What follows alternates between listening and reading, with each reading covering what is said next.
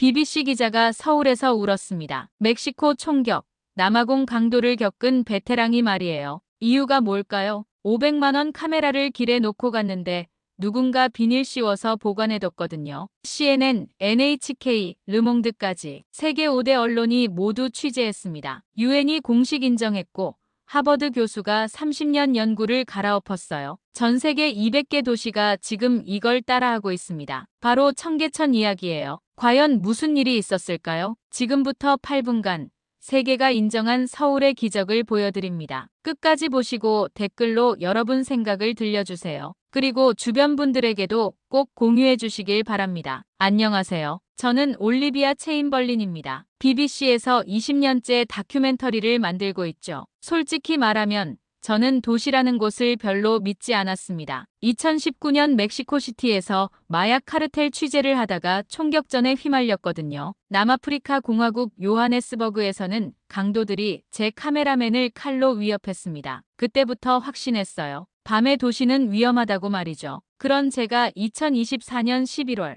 서울 청계천에 처음 발을 디뎠습니다. 상부에서 내려온 미션은 간단했어요. 아시아의 안전 신화가 진짜인지 확인하라는 것이었죠. 저는 코웃음을 쳤습니다. 통계 조작이겠지 뭐. 첫날 밤 9시 라파엘과 함께 청계천을 걸었습니다. 라파엘은 제 카메라맨이에요. 폴란드 출신으로 저만큼이나 회의적인 성격이죠. 라파엘이 말했어요. 여기 너무 조용한데 진짜 안전한 건지 아니면 사람들이 무서워서 안 나오는 건지 모르겠다고요. 저도 고개를 끄덕였습니다. 그런데 그때였어요. 앞에서 젊은 서양 여성이 혼자 걸어오고 있었습니다. 관광객 같아 보였어요. 그런데 뒤에서 수상한 남성이 따라오고 있더군요. 모자를 푹 눌러 쓰고 거리를 유지하며 계속 따라붙었습니다. 제 심장이 쿵쾅거리기 시작했어요. 시작됐구나 싶었죠. 멕시코에서의 악몽이 떠올랐습니다. 저는 라파엘에게 속삭였어요. 카메라를 켜라고. 곧 사건이 터질 거라고요. 그런데 놀라운 일이 벌어졌습니다. 갑자기 여기저기서 사람들이 나타나기 시작한 거예요. 분식집에서 나온 아주머니,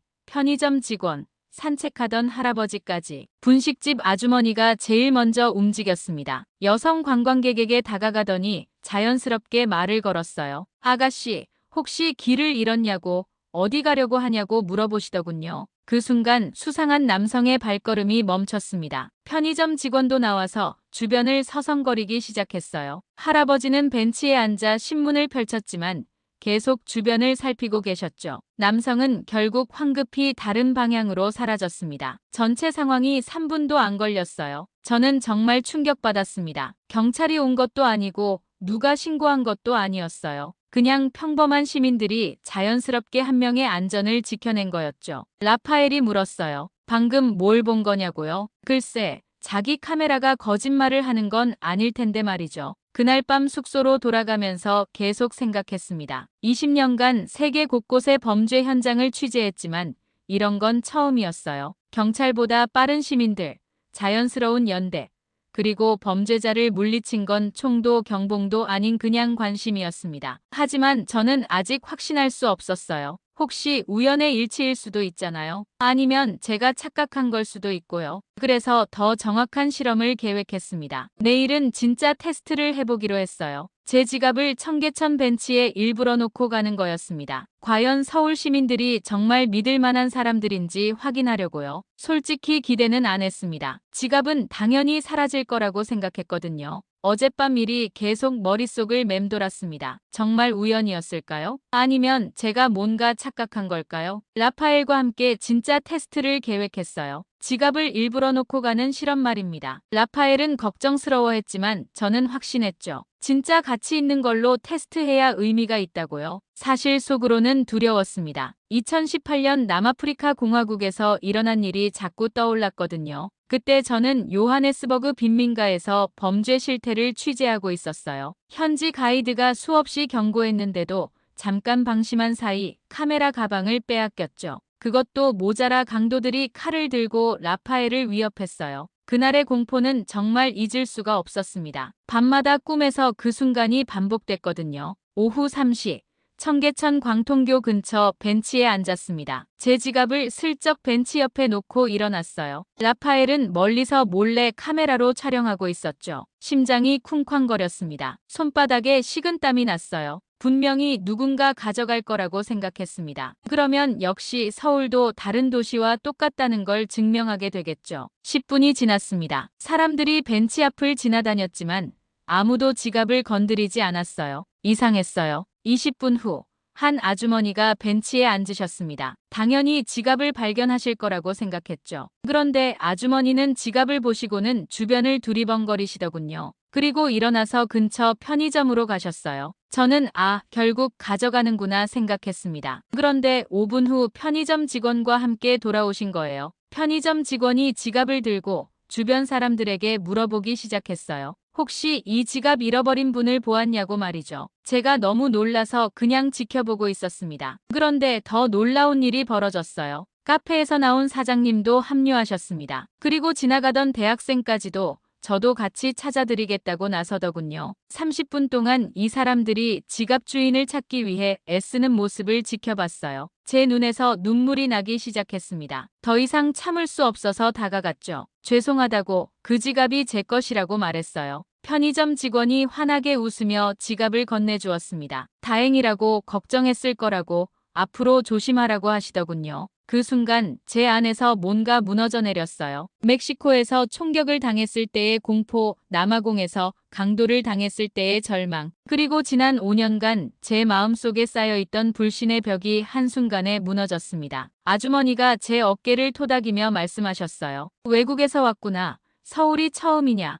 여기선 걱정 말라고. 우리가 있으니까 괜찮다고 하시더군요. 저는 그 자리에서 울음을 터뜨렸습니다. 라파엘이 뛰어와서 제 어깨를 감쌌어요. 그날 저녁 숙소에서 지난 20년을 돌아봤어요. 저는 언제부터 사람들을 믿지 않게 된 걸까요? 언제부터 도시를 위험한 곳으로만 봤던 걸까요? 청계천 사람들이 보여준 건 단순한 친절이 아니었습니다. 그들은 제 상처받은 마음을 치유해 준 거였어요. 세상에 대한 불신을 따뜻함으로 녹여준 거였죠. 라파엘이 편집한 영상을 보면서 확신했습니다. 이건 우연이 아니에요. 청계천에는 뭔가 특별한 게 있어요. 이제 그 비밀을 꼭 찾아내고 싶어졌습니다. 지갑 실험 이후 청계천에 대한 제 관점이 완전히 바뀌었어요. 이제 정말 궁금해졌습니다. 이 도시의 비밀이 무엇인지 말이죠. 라파엘과 저는 일주일 동안 청계천 곳곳을 누볐습니다. 새벽부터 밤늦게까지 관찰했어요. 그리고 놀라운 사실들을 발견했습니다. 새벽 5시. 아직 해도 뜨지 않은 시간이었어요. 저희는 청계천 산책로에서 몰래 촬영하고 있었습니다. 그런데 어디선가 손전등 불빛들이 보이기 시작했어요. 자세히 보니 70대로 보이는 어르신들이 3명씩 짝을 이뤄 천천히 걸어오고 계셨습니다. 운동복을 입고 완장을 차고 계시더군요. 청계천 자율방범대였어요. 한 할아버지께서 벤치 주변을 자세히 살피시며 휴지나 담배꽁초를 줍고 계셨어요. 다른 할아버지는 가로등이 나간 곳은 없는지 확인하셨습니다. 마지막 한 분은 CCTV 앞에서 손을 흔들어 보시더군요. 작동하는지 체크하시는 모습이었죠. 저는 가슴이 뭉클했습니다. 이분들이 새벽마다 이런 일을 하고 계신 거예요. 그것도 아무런 데가 없이요. 오전 8시. 학교 가는 시간대였습니다. 청계천 주변 골목길에서 초등학생들이 등교하고 있었어요. 그런데 신기한 광경을 목격했습니다. 작은 카페 사장님이 문 앞에 서서 지나가는 아이들을 하나하나 살펴보고 계시더군요. 혹시 위험한 상황은 없는지, 아이들이 안전하게 학교에 가는지 지켜보시는 거였어요. 한 아이가 신발끈이 풀린 채로 뛰어가자 사장님이 불러 세우셨습니다. 그리고 직접 신발끈을 묶어주시며 조심해서 가라고 하시더군요. 아이는 고맙다고 인사하고 씩씩하게 학교로 향했어요. 저는 라파엘에게 속삭였습니다. 저 사장님도 매일 저런 일을 하실 것 같다고요. 라파엘이 고개를 끄덕이며 대답했어요. 자기도 그런 느낌이 든다고요. 오후 6시 학교 시간이었습니다. 이번엔 다른 장소에서 또 다른 영웅을 만났어요. 편의점에서 일하는 20대 청년이 있었습니다. 서영이라는 이름표를 달고 있더군요. 중학생들이 편의점 앞을 지나갈 때마다 문 밖으로 나와서 살펴보고 계셨어요. 한 학생이 무거운 가방을 들고 힘들어하자 서영 씨가 다가갔습니다. 괜찮냐고 물어보더니 물 한 병을 건네주셨어요. 그 학생은 깊숙이 인사하고 힘차게 집으로 향했습니다. 또 다른 날 밤 10시. 취객 한 명이 청계천 벤치에 쓰러져 있었어요. 위험해 보였습니다. 그런데 지나가던 시민들의 반응이 놀라웠어요. 첫 번째로 지나간 아주머니가 취객의 상태를 확인하셨습니다. 숨은 쉬고 있는지, 다친 곳은 없는지 살펴보셨어요. 두 번째로 온 아저씨가 취객을 안전한 자세로 눕혀주셨습니다. 세 번째 시민은 근처 편의점에서 물을 사와서 옆에 놓아두셨어요. 그리고 마지막에 온 대학생이 112에 신고했습니다. 취객이 안전하게 집에 갈 수 있도록 도와달라고요. 4명의 시민이 차례로 한 사람을 돌본 거였어요. 서로 모르는 사이인데도 자연스럽게 역할 분담이 된 거죠. 저는 그 모습을 보면서 깨달았습니다. 청계천의 안전은 CCTV나 경찰이 만든 게 아니었어요. 바로 이런 평범한 시민들이 만든 거였습니다. 새벽에 순찰하는 할아버지들, 아이들을 지켜보는 카페 사장님, 학생들을 챙기는 편의점 직원, 취객까지 돌보는 시민들. 이 모든 사람들이 청계천의 진짜 영웅이었어요.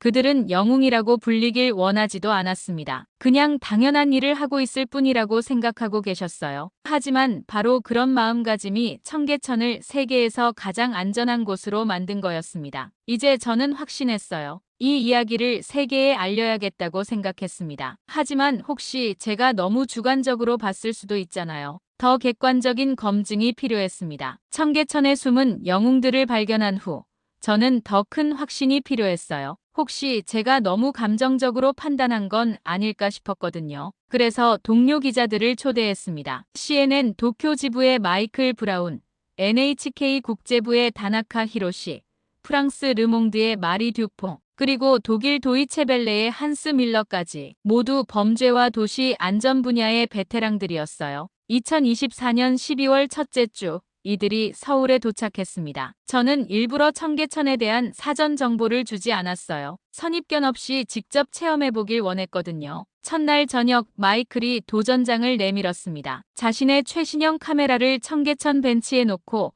30분간 방치해보겠다는 거였어요. 500만 원 상당의 장비였습니다. 마이클은 시카고 출신이었어요. 그곳에서 30초만 방심해도 물건을 잃어버린다고 했습니다. 그래서 서울도 똑같을 거라고 확신하고 있었죠. 결과는 어떨까요? 30분 후 카메라는 그대로 있었습니다. 게다가 누군가 카메라 위에 비닐봉지를 씌워놨더군요. 혹시 비라도 올까봐 보호해준 거였어요. 마이켈의 표정이 완전히 바뀌었습니다. 이해할 수 없다는 듯이 고개를 저으며 중얼거렸어요. 이런 일이 가능하냐고 정말 믿기지 않는다고요. 둘째 날은 다나카의 차례였습니다. 그는 취객 연기를 해보겠다고 했어요. 일본에서도 취객들이 종종 위험에 처한다면서 서울 시민들의 반응을 보고 싶다고 했습니다. 다나카가 청계천 벤치에서 취한 척 누워 있었어요. 5분도 안 되어 첫 번째 시민이 다가왔습니다. 40대 아주머니였는데 다나카의 상태를 확인하고 물을 가져다 주셨어요. 10분 후에는 대학생이 나타났습니다. 다나카를 안전한 자세로 눕혀주고 근처 편의점에서 담요까지 빌려왔더군요. 15분 만에 총 6명의 시민이 다나카를 도왔습니다. 아무도 그를 귀찮아하거나 피하지 않았어요. 오히려 집에 가는 길을 물어보고 택시까지 불러주려고 했습니다. 다나카는 실험을 중단해야 했어요. 더 이상 속일 수 없을 정도로 많은 사람들이 도와주려고 했거든요. 그는 눈물을 글썽이며 말했습니다. 도쿄에서는 상상할 수 없는 일이라고요. 셋째 날은 마리의 실험이었습니다. 프랑스 여성이 밤늦게 혼자 조깅을 해도 안전한지 테스트해보겠다고 했어요. 파리에서는 절대 불가능한 일이라며 냉소적으로 말했습니다. 마리가 밤 10시부터 청계천을 따라 조깅을 시작했어요. 라파엘과 저는 멀리서 지켜봤습니다. 과연 어떤 일이 벌어질까요? 놀랍게도 지나가는 시민들이 마리에게 응원을 보내기 시작했어요. 화이팅이라고 외치는 아주머니, 엄지를 치켜 세우는 아저씨, 물을 건네주려는 편의점 사장님까지. 마리는 1시간 동안 아무 문제 없이 조깅을 마쳤습니다. 그리고 저에게 말했어요. 파리에서는 낮에도 무서워서 혼자 뛸 수 없다고.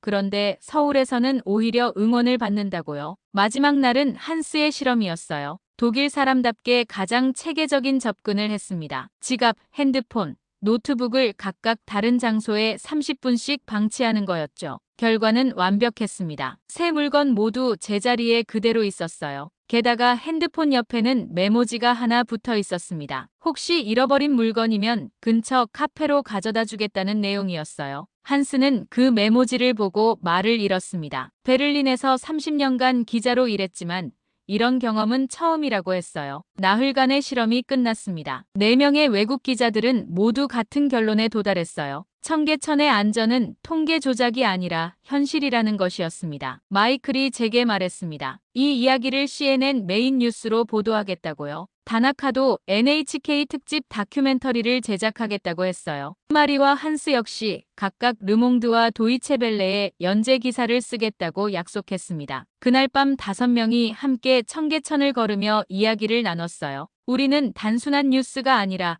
인류의 희망을 발견한 것 같다고 했습니다. 세계 5대 언론이 입을 모아 서울의 기적이라고 부르기 시작한 순간이었어요. 이제 진짜 학문적 검증이 시작될 차례였습니다. 세계 언론의 보도가 나간 후 놀라운 일들이 연달아 일어났어요. 청계천이 단순한 뉴스 소재를 넘어서 학문의 영역으로 들어가기 시작한 거였습니다. 2025년 1월 런던 정경대학교의 도시학과 교수 제임스 윌슨이 서울에 도착했어요. 그는 30년간 도시 안전을 연구해온 세계적인 권위자였습니다. 처음에는 회의적이었죠. 윌슨 교수가 제게 말했습니다. 아시아 통계는 종종 과장된다고 직접 확인해 보겠다고 했어요. 그의 자신감 넘치는 표정을 보며 저는 미소 지었습니다. 곧 놀라게 될 거라는 걸 알고 있었거든요. 교수는 일주일 동안 청계천에서 생활했습니다. 매일 다른 실험을 했어요. 귀중품 방치, 심야 보행, 도움 요청 등 다양한 상황을 연출해봤죠. 결과는 매번 동일했어요. 시민들의 자발적 보호,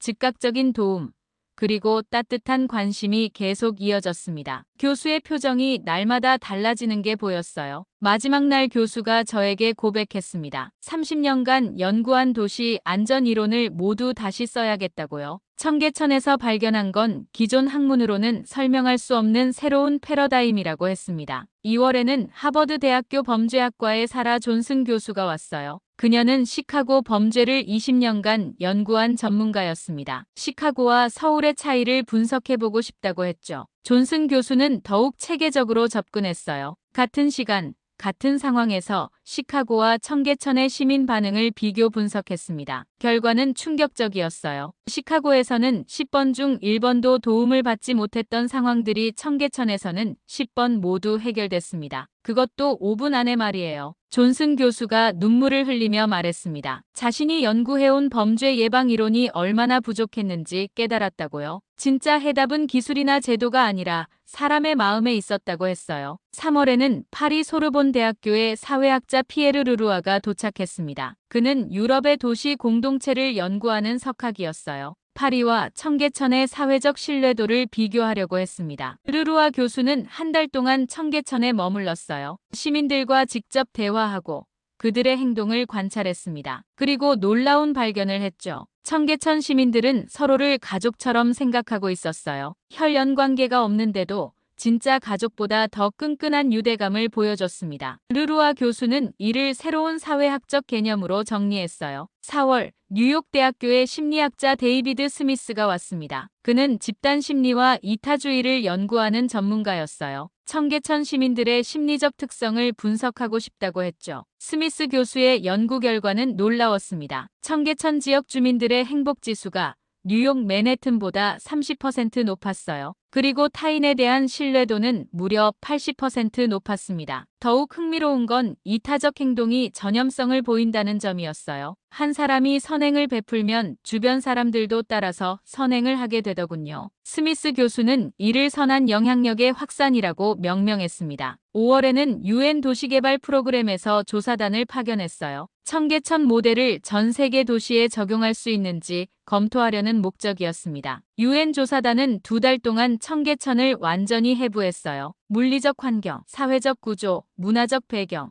경제적 요인까지 모든 걸 분석했습니다. 최종 보고서가 나왔을 때 전 세계가 놀랐어요. UN이 청계천을 인류 공존의 모범 사례로 공식 인정한 거였습니다. 그리고 각국 정부의 청계천 모델 도입을 권고했어요. 보고서에는 이런 문구가 있었습니다. 청계천은 기술이나 자본으로 만들어진 안전이 아니다. 시민들의 사랑과 관심으로 만들어진 기적이다. 저는 그 문구를 읽으며 가슴이 벅찼어요. 제가 처음 청계천에 왔을 때만 해도 회의적이었는데 이제는 전 세계가 인정하는 희망의 상징이 된 거였습니다. 세계 최고의 학자들이 청계천을 연구하러 오고 유엔이 공식 인정하고 각국 정부가 벤치마킹하려고 하는 상황. 서울의 작은 하천이 인류의 교과서가 된 순간이었어요. 이제 가장 중요한 순간이 다가왔습니다. 과연 청계천 모델이 다른 도시에서도 성공할 수 있을까요? 유엔 보고서가 발표된 후 정말 놀라운 일들이 전 세계에서 동시다발적으로 일어나기 시작했어요. 가장 먼저 움직인 곳은 런던이었습니다. 2025년 2월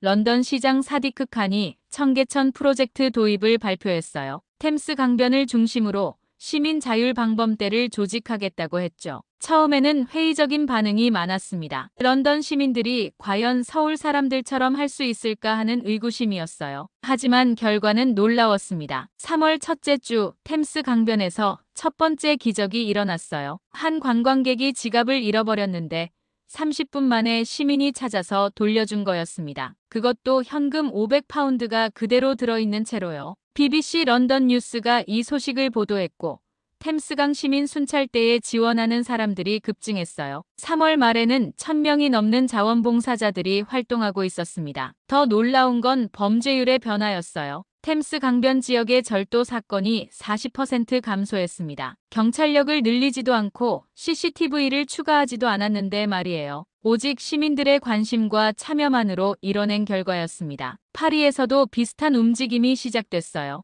4월 파리 시장 아니달고가 세느강 밤의 친구들이라는 프로그램을 시작했습니다. 파리 시민들이 자발적으로 세느강변을 순찰하며 관광객들을 도와주는 활동이었어요. 처음에는 50명으로 시작했는데 한 달 만에 500명으로 늘어났습니다. 파리에서도 기적 같은 일들이 일어났어요. 한 일본인 관광객이 에펠탑 근처에서 카메라를 분실했는데 이 시간 만에 시민이 찾아서 호텔까지 직접 가져다 준 거였습니다. 르몽드 신문이 이를 파리의 새로운 정신이라고 보도했어요. 시민들 사이에서 타인을 돕는 것이 자연스러운 문화로 자리 잡기 시작한 거죠. 가장 극적인 변화는 뉴욕에서 일어났습니다. 5월 뉴욕 시장 에릭 애덤스가 센트럴파크 나이트 가디언 프로그램을 발표했어요. 뉴욕이라는 도시의 특성상 회의적인 시각이 많았습니다. 범죄율이 높고 개인주의 성향이 강한 곳에서 과연 가능할까 하는 의문이었죠. 하지만 예상외로 많은 시민들이 참여했어요. 퇴직한 경찰관들,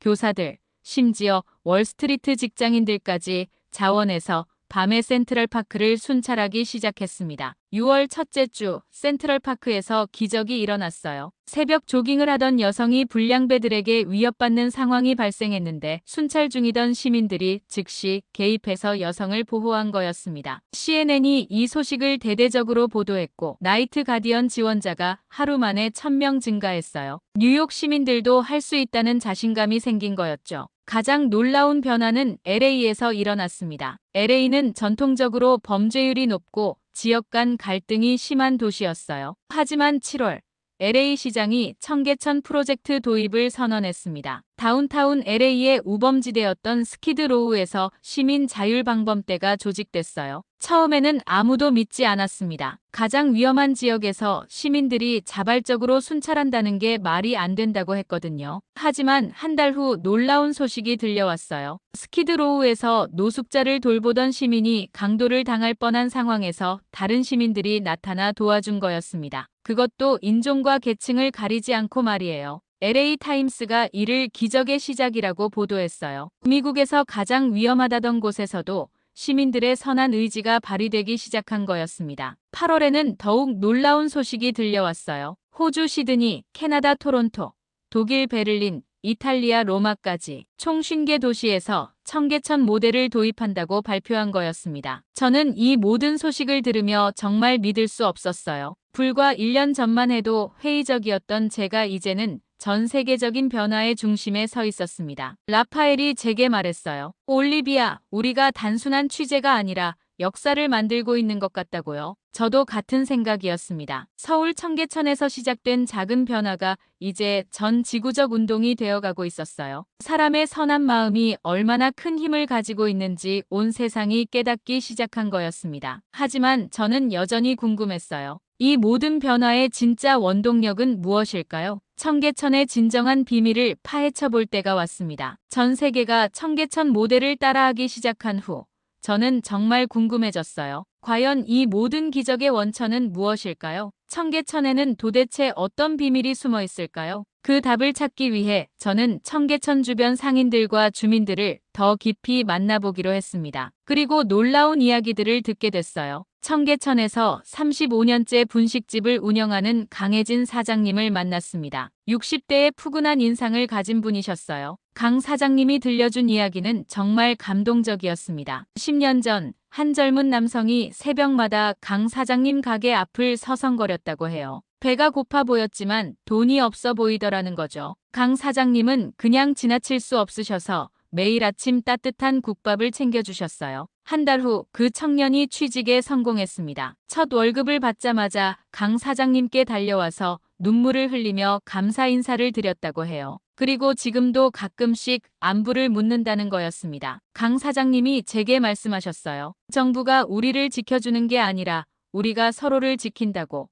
그게 바로 청계천의 정신이라고 하시더군요. 편의점에서 아르바이트하는 대학생 서영 씨도 만났어요. 22살의 밝은 청년이었습니다. 서영 씨가 들려준 이야기도 놀라웠어요. 어느 날 밤 취한 중년 남성이 편의점에서 난동을 부렸다고 합니다. 다른 곳이었다면 경찰을 부르거나 쫓아냈을 텐데 서영 씨는 그 남성과 대화를 시도했어요. 알고 보니 그 남성은 최근 실직해서 괴로워하던 분이었습니다. 서영 씨는 그분께 따뜻한 커피를 대접하고 근처 일자리 정보까지 알려드렸어요. 그 남성은 사과하며 돌아갔고 일주일 후 새 직장을 구했다는 소식을 전해왔습니다. 서영 씨가 제게 말했어요. 청계천의 비밀은 바로 사랑이에요. 서로를 가족처럼 생각하는 마음이죠. 청계천 자율방범대 회장인 최병우 할아버지도 만났습니다. 70살의 정정한 분으로 35년간 군 복무를 마치고 은퇴 후 10년째 청계천을 지키고 계셨어요. 최 회장님의 이야기는 더욱 깊었습니다. 청계천 순찰을 시작한 이유가 정말 단순했다고 해요. 손자, 손녀들이 이 길을 걷는다고 생각하니까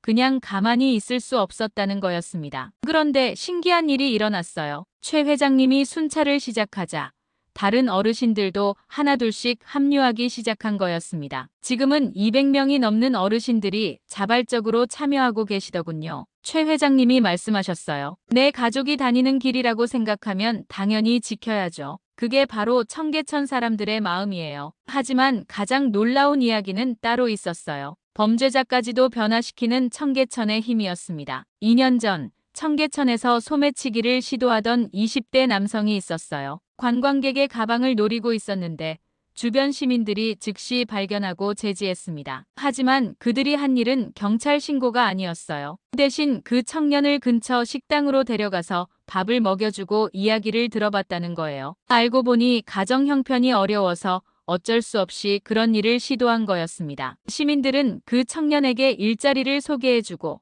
당분간 생활비까지 도와줬어요. 그 청년은 지금 청계천 근처 식당에서 성실하게 일하고 있습니다. 그리고 가끔씩 자원봉사에도 참여한다고 해요. 이런 일이 한두 번이 아니었어요. 청계천에서는 범죄자도 적으로 보지 않고 도움이 필요한 이웃으로 봤습니다. 그래서 범죄가 줄어드는 게 아니라 아예 사라지게 된 거였어요. 어느 날 밤 저는 청계천을 걸으며 깊이 생각해 봤어요. 과연 청계천의 비밀이 무엇인지 말이죠. 그때 깨달았습니다. 청계천의 안전은 CCTV나 경찰이 만든 게 아니었어요. 바로 사람들의 마음, 그 따뜻한 정이 만든 거였습니다. 서로를 가족처럼 생각하는 마음, 어려운 사람을 그냥 지나치지 못하는 정, 범죄자까지도 품어주는 사랑. 이런 것들이 모여서 청계천을 세계에서 가장 안전한 곳으로 만든 거였어요. 기술이 발달하고 제도가 완벽해도 사람의 마음이 메마르면 도시는 위험해집니다. 하지만 사람들이 서로를 진심으로 아끼고 돌본다면 어떤 곳이든 안전해질 수 있어요. 그게 바로 청계천이 전 세계에 알려주고 싶었던 메시지였습니다. 안전의 열쇠는 기술이 아니라 사람의 마음에 있다는 것이었어요. 이제 저는 확신했습니다. 청계천의 기적은 우연이 아니라 필연이었어요. 그리고 이런 기적은 사람이 있는 곳이라면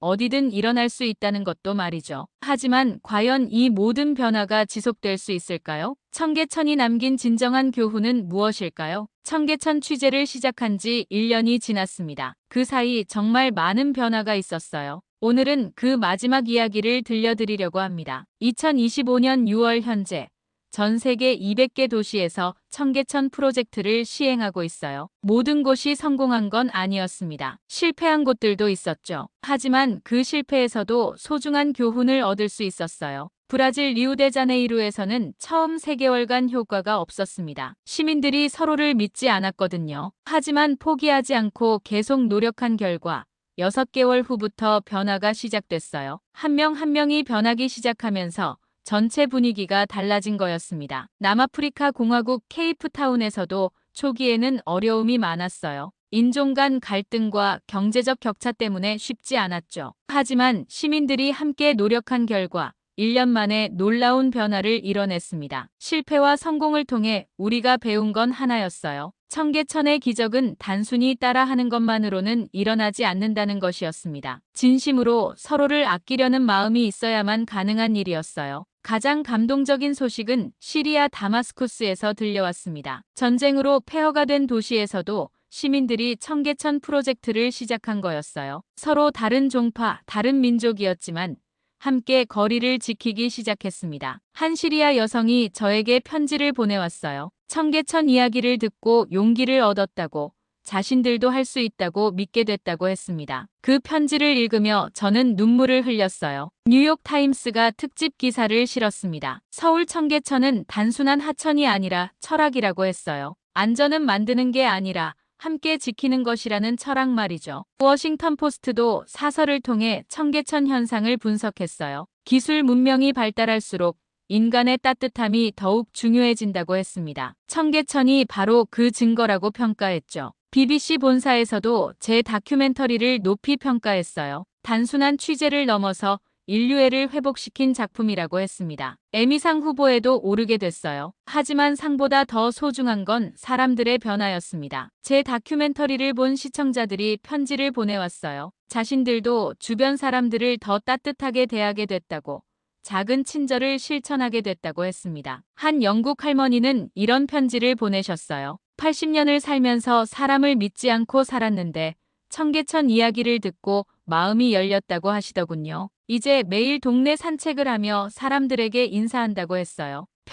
편의점 독일의 한 중학교에서는 청계천 프로젝트를 교육과정에 포함시켰습니다. 학생들이 직접 동네에서 작은 친절을 실천하는 수업이었어요. 아이들이 변하니까 부모들도 변하기 시작했다고 해요. 저 역시 완전히 달라졌습니다. 1년 전 청계천에 처음 왔을 때만 해도 사람을 믿지 않았거든요. 멕시코와 남아공에서의 경험 때문에 세상을 차갑게만 봤어요. 하지만 이제는 다릅니다. 어디를 가든 사람들의 선한 면을 먼저 보게 됐어요. 그리고 제가 먼저 친절을 베풀게 됐습니다. 청계천에서 받은 따뜻함을 다른 사람들에게 전하고 싶어졌거든요. 라파엘도 마찬가지였어요. 원래 냉소적이던 그가 이제는 누구보다 따뜻한 사람이 됐습니다. 폴란드로 돌아간 후에도 계속 자원봉사를 하고 있어요. 어느 날 청계천을 걸으며 깊이 생각해봤어요. 과연 우리가 발견한 건 무엇일까요? 그건 바로 인간의 본성이었습니다. 사람은 본래 선하다는 것, 서로 돕고 살아가려는 마음이 있다는 것을 청계천이 증명해준 거였어요. 현대 사회는 너무 복잡해졌습니다. 기술은 발달했지만 사람들은 더 외로워졌어요. 서로를 의심하고 경계하며 살아가고 있습니다. 하지만 청계천은 알려줬어요. 작은 친절 하나가 얼마나 큰 변화를 만들 수 있는지를요. 한 사람의 따뜻한 마음이 다른 사람에게 전해지고